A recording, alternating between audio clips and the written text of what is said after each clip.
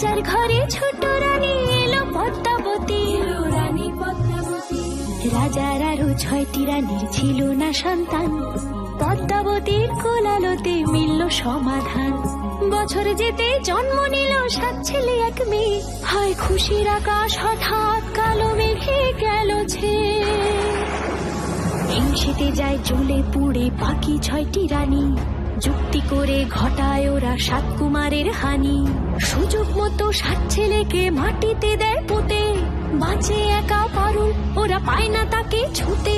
ধাইমা বাজায় সেই মেয়েকে বড় করে তোলে, 7 ভাইকে পায় যে পারুল 7টে চাপা ফুলে। এত কিছুর পরেও রাজার বিপদ যে কাটে না, সূর্য নগরে সুখের সূর্য আর ওঠে না।